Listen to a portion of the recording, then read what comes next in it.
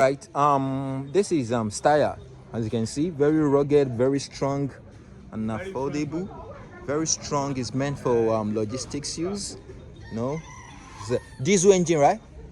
Yeah, diesel engine. As you can see, the body, everything is very rugged. Look at tire. No. Okay, how straight and how durable it is. You know, it's been used. Look at it. Look at the tires, very big and reliable. 19S31 Lama. Very strong, Ejo. Okay, làwọn sójà máa ń lò fún. Yeah, look at it. And here is the mileage covered. The mileage covered. Here's the steering. As you can see, everything is being organized. That's the dashboard there. You can see it's a manual, right? Manual engine. Here is the gear. See, manual. Here is the back side of it, and the doors. You know, it has its precious space here. And it's a okay. Total, and that's a rig there. Nice. Ejo Charlie engine. Ejo ban engine. Ban start. Okay. Do again boss on here cuz Bẹ́ẹ̀. Ejo we better start e park.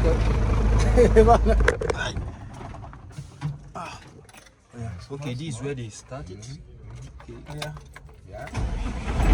Wow, it has been started, as you can see. Very rugged and affordable. Yes. Okay, then go. Hey, bang, guys, there. Then go. Oh yeah, raise it.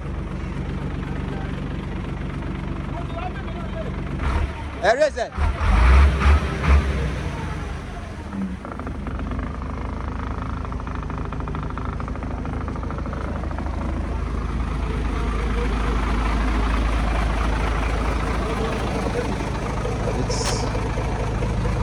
So Edmond, okay, this is how it's going. As you can see, it's going up. Wow. And that's the engine.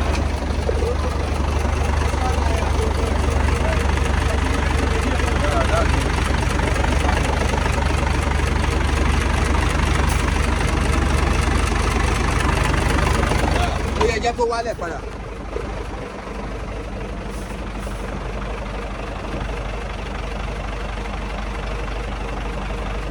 Nice one. All right.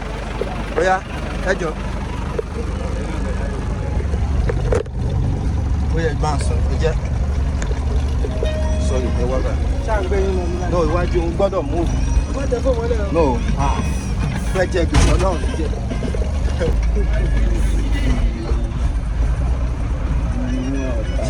It's going very reliable, very strong.